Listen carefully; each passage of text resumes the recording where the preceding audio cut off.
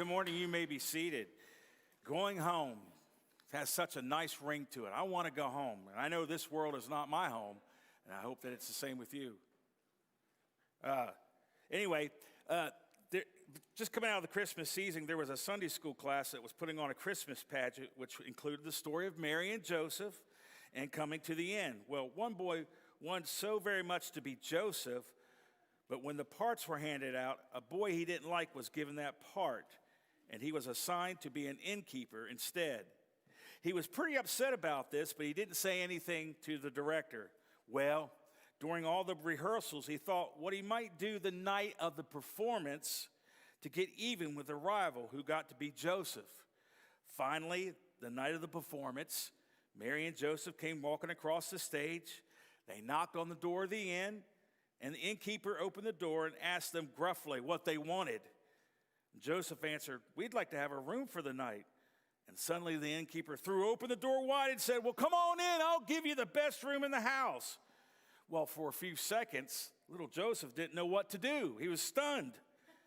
And thinking quickly on his feet, he looked inside the door past the innkeeper. He looked around a little bit, and then he said to the innkeeper, "No wife of mine is going to stay in a dump like this. Come on, Mary, we're going to the barn." And just like that, the play was back on track. Yeah, imagine that. You know, Frank L. Baum, the writer of The Wizard of Oz, said it best. There is no place like home. I could just picture Dorothy doing it. And we did a series, or Debbie did a series on this a while back. And I can just see Dorothy now in my head, especially when they turned it to Technicolor, of her clicking those heels on those red shoes. There's no place like home. There's no place like home. And, of course, Kansas was home for her. But there is no place like home. And why is that? Well, home is a place where you can finally relax and kick off your shoes. Home is a place where you can put on your shorts and your T-shirts and just chill and veg out for a while. Or home is a place where you can hang your hat and sit down in your favorite chair, where you can fall asleep knowing that this is a safe place after a long, hard day of life. And wouldn't you agree that life is hard, especially now with everything that's going on? It just seems like the world is in chaos. And it's just nice to go to the safe place that you call home, or wherever that may be, just to get away from life itself. And there's nothing wrong with that. Home is also where we do life to those that are closest to us. You know, it has been said that home is where you feel loved, appreciated, and safe. It is the one place that we can have our own space, but yet still share it with others. Home is the four walls around us, keeping us safe from the cold and from the weather. It's a place where, like today, we can go home and snuggle up under the warm blankets. Or in the summertime, it's a place where it keeps us cool, and it protects us from the rain, and it protects us from the sun. Home keeps the outside out and the inside in. Home brings security, safety from the would-be thieves, and it's a place to protect our families. Home is a place where memories are made. Now, here are some quotes that I picked up on about home, and a home should be a stockade of refuge from the flaming arrows of anxiety, tension, and worry. Wilford Peterson. Tracy Taylor says, home is where you feel loved and appreciated and safe. Catherine Pulsver says, home is where we should feel secure and comfortable. William J. Bennett said, home is a shelter from the storms of all sorts of storms. Pierce Brown, a science fiction author, wrote, home isn't where you're from, but it's where you find light when all grows dark. Maya Angelou says it like this: the ache for home lives in us. The word home gathers a wide range of feelings and emotions. The image of a house where you are safe, a country where you were born, a city that you love. The quote captures the universal importance of having a place called home. Now, that one part that Maya said, she said, the ache for home lives in all of us. Now, that's an interesting thought. Because in Ecclesiastes chapter 3, verse 11, it says, "Yet God has made everything beautiful for its own time." Now catch this. "He has planted eternity in the human heart. But even so, people cannot see the whole scope of God's work from the beginning to the end." Eternity in our hearts is the ache for home that lives inside of us. And I think that's what Maya is telling us. But God is also telling us, too, that we are a long way from home, because this world, as we just sang, is not our home. It's only temporary. The ache that we have, the desire of something that we want to fill in our lives, it's out there. It's because God has put it in each and every one of us, because we have been made in His image. We long for home. We long for a home that's not made with human hands. Think about it, folks. Every day we get up to start the day, and we subconsciously long for a better day because we know what lies ahead. We know what lies ahead, and we long for that day to be over so we can be back home, even if it's just for a little while, maybe to catch a cat nap or a breather or a few moments to ourselves before we begin again with the evening activities. And then we find ourselves doing it all over again the next day. And it's no wonder people look forward to the weekend. It's a place of reprieve where they can go home and not have the demands of life pressing down on them. And it's a time to regroup and recoup, and physically and spiritually. But as we all know, that it's very temporary, oh so very temporary. But the home that's being prepared for us is not temporary. Think about it, folks. The burden of life and work, kids and coworkers and friends, and after-school responsibilities, grocery shopping, cooking, finances, personal health, and so much more grinds us down and down and down till we're wore down to the bone, and life has got us down, and we all understand that. It's no wonder we want to go home and just stay there and never get out of bed some days, and how tempting it is on Monday morning or a Tuesday morning to do that. You know, I remember a couple years ago, I was visiting a nursing home, visiting a resident there, and as I was walking by the rest of the residents that were there, all I could see were people lying in their beds, and either they were rolling around in wheelchairs or some were just walking down the hall slowly. And as I was witnessing this, I felt a longing to be with them. Now, you may be thinking, well, that's kind of funny and weird, but I did, and I'll tell you why. I was so busy at that time in my life, from the time that I got up to go to work and from the time that I went to bed, I was always doing something. Something was required of me. So when I went to the nursing home and seeing the residents take it easy, all I wanted to do was be with them so I could slow down and rest. And I longed for it. Even in my mind's eye, I groaned for it. I could see myself just hanging out and vegging out with those guys. And that's something you usually don't think about. You see, but I also knew that I had a home that was waiting for me, where my wife and children were. And when I got home, it was heavenly there, but I knew what the next day also held. See, I wanted to be home with my wife and my kids and my grandson, and I wanted to be loved and accepted. I needed to be with them, and they needed to be with me. I longed to be in my favorite chair, and I just wanted to veg out and relax. That's all I wanted to do because I was so busy. I yearned for the aroma of familiarity of the home and was to the point of crying because I knew it would be a few more hours before I could get home. But it was what I was groaning for. It's what I was longing for. But when I was finally able to slow down and get home, oh, what sweet relief that was. You ever notice that when you get home after a busy day or a tough day of life and you go home and you can just feel your body crashing, just the tension is starting to let go, it releases and things like that? That's what I'm talking about, okay? It was nice to be there. If I can explain it like this, it's like I drank that sweet relief. I drank it in like a thirsty man drinking a long, slow, cold drink of water in the middle of a hot, dry, and desert. Now this brings us to our sermon text, John chapter 14, verses 1 through 3. And that's page 896 in the Bibles that are around you, page 896, John chapter 14, verses 1 through 3. Here we find Jesus talking to his closest friends. They are at the Last Supper, all right? They're Jesus was preparing to go to the cross, and he's kind of giving them some final instructions. Now think about it.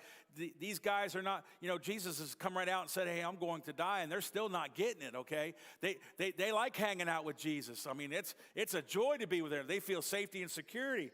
And so Jesus is starting to tell them and give them instructions. And here's what he begins with in chapter 14, verse 1. He says, don't let your hearts be troubled. Trust in God and trust also in me.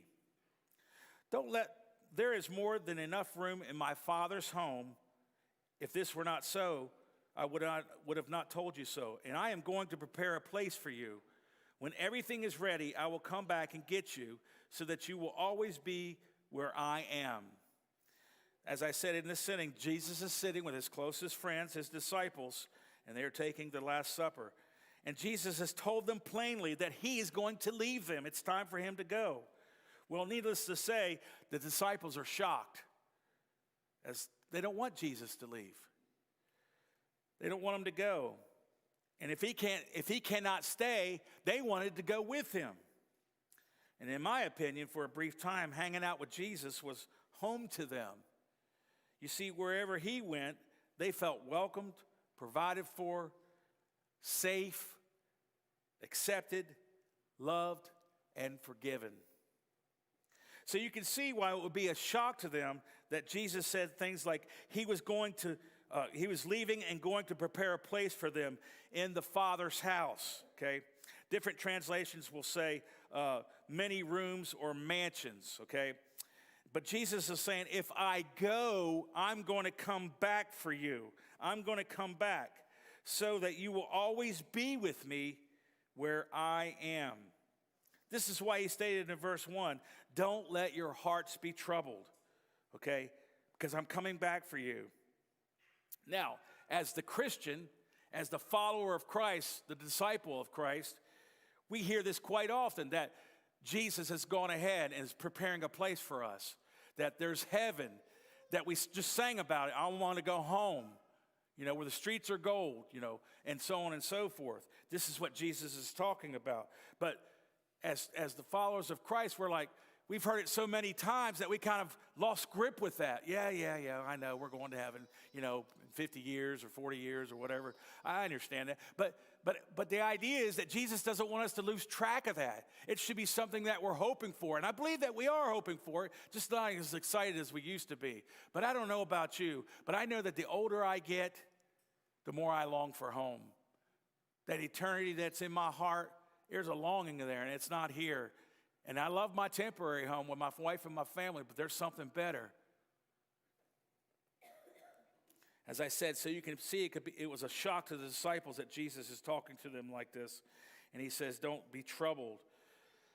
But this place that's called home, where the Father is a picture of what we need to be longing for, and what Jesus is, Jesus is expecting us to be there. Now there's a thought. We want to go home, and we need to be home, but Jesus is expecting us to be there. Have you ever thought about that? That Jesus is expecting us to come home like we would go home to our house after a long trip or after being away to college, or maybe living, moved away for a while and then coming home to visit? That's what Jesus is saying. I want you to come home and be with me, and I will come and get you.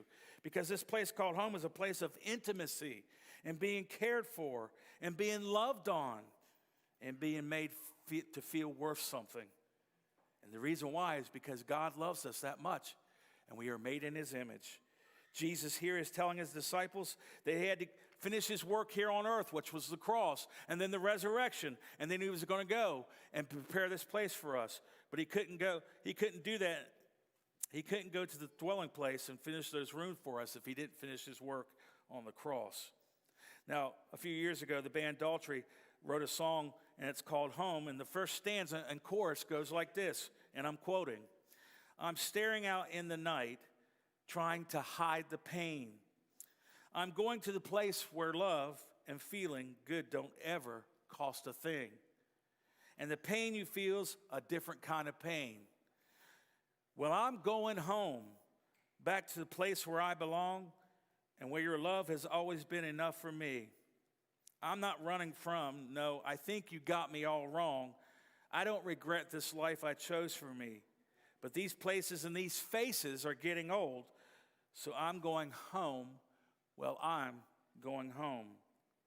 And you know what? I think when they wrote this song, there was a longing in their heart, an urging in their heart, something pulling at them that they wanted something to be familiar, familiarity of home. And you know, every once in a while, God gives us an idea what heaven's going to be like. And we can read it all through the scriptures of what it's going to be like. And maybe somewhere in our own personal life through a dream or something like that, we get this fascinate or this dream or something that just, wow, that's what heaven's going to be like. And it's good to get those kinds of things because it makes us homesick for home. You know, as I was studying for this sermon, I was reading out of the expositor's commentary, and it explained why the idea of God's house was not a new concept to the Jew. They were used to hearing about God's house, and they understood that. But on the other hand, when Jesus said, "My Father's home," or "my Father's house," was a new concept of heaven that Jesus was telling him. Now remember, Jesus is God. He's the God-man, okay? And I quote from the expositor's commentary, and it says, "The idea of God's house was, however, familiar to the Jews, but in the temple," now the temple is where they went to worship God. That's where the Spirit of God resided, all right?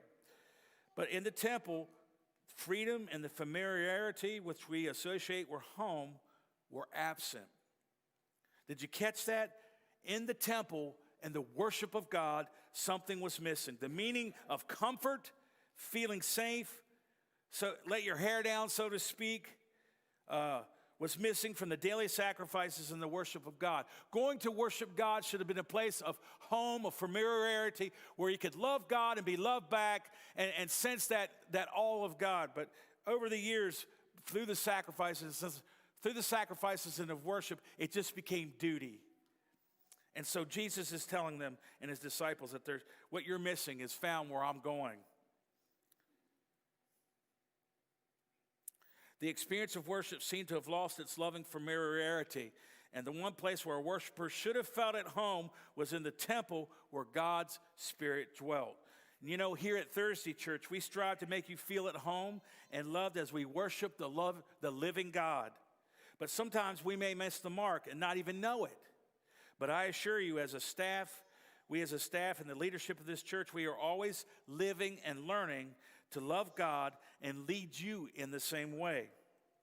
However, in this time frame, when Jesus is about to give himself away, he is reassuring his closest friends, yes, temple worship may have lacked the feeling of your home, but I'm going to a place ahead of you to prepare for you a new home where you will know what familiarity is and where you will feel loved.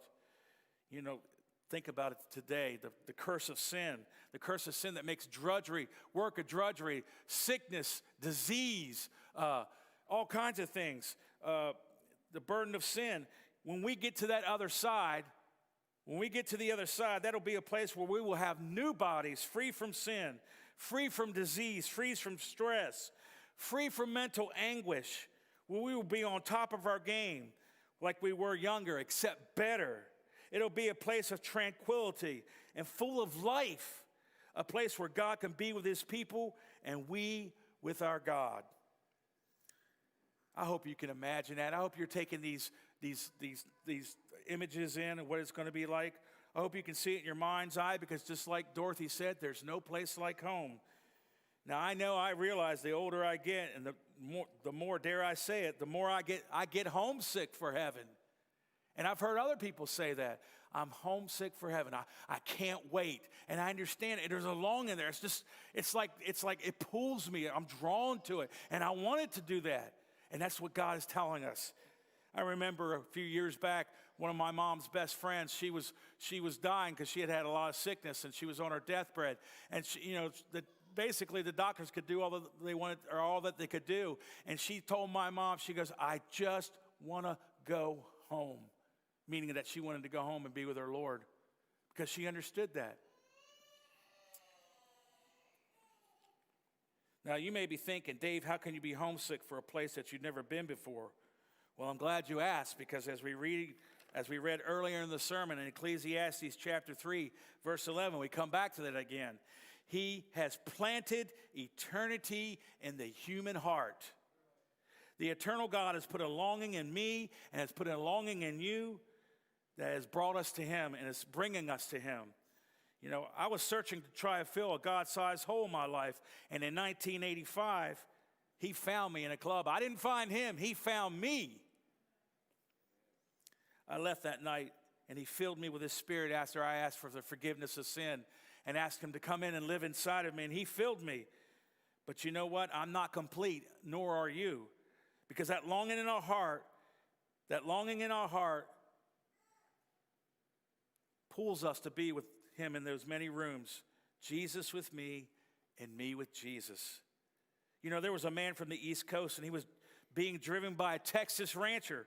And over a barren stretch of West Texas on a smothering hot day, there was a large, brightly colored bird that scurried across the road in front of them. And the visitor asked, "What was that?" And the rancher said, "That's a bird of paradise." The man from the East remarked, "Well, he's a pretty long way from home, isn't he?" And you know, it is the same way with us. We are a long way from home, but yet it's coming, and God is drawing us because of eternity in our hearts. So even though we may have trouble seeing our eternal home, and it may seem a long way off, it will be worth it all. The Apostle Paul tells us in his letters to the church of Corinth, the second letter to the church of Corinth, he writes in 2 Corinthians chapter 4, verses 16 through 18, and it says, "Though our bodies are dying, our spirits are being renewed every day. For our present troubles are small and won't last very long, yet they produce for us a glory that vastly outweighs them and will last forever. So we fix our eyes not on what is seen, but what is unseen." So in other words, we don't look at the troubles we can see now. We fix our gaze on the things that cannot be seen. For the things we see now will soon be gone, but the things we cannot see will last forever. Can you imagine that? Can you imagine not having the stress and of finances and the stress of the job and things like that? Everything will be taken away because Paul is saying it'll just be a minor inconvenience, like waking up in the morning and the coffee maker didn't make the coffee and you want a cup of coffee right at that time. That's what these that's what these troubles are going to seem like when we get to the other side. I miss my coffee today. So many of us experienced the death of a loved one who knew Jesus Christ as their Lord and Savior, and they've gone on before us. But you know what? Listen to me. They are waiting on the other side for us, and what a grand union awaits us for all those who know Jesus Christ as their Lord and Savior. And as I close this sermon out, there's an old song of the church by Bill Gaither and Jim Hill, and it says, the title is "What a Day," and I want to read it to you. Actually, I'll kind of sing it to you. I did it Thursday night, too, because the emphasis behind it. And it goes like this, and you may be familiar with it. "What a day that will be when my Jesus I shall see, when I look upon his face, the one who saved me by his grace, when he takes me by the hand and leads me through the promised land. What a day, glorious day that will be. There will be no sorrow there, no more burdens to bear, no more sickness, no more pain, no more parting over there. But forever I will be with the one who died for me. What a day, glorious day that will be. What a day that will be when my Jesus I shall see. When I look upon his face, the one who saved me by his grace. When he takes me by the hand and leads me through the promised land. What a day, glorious day that will be.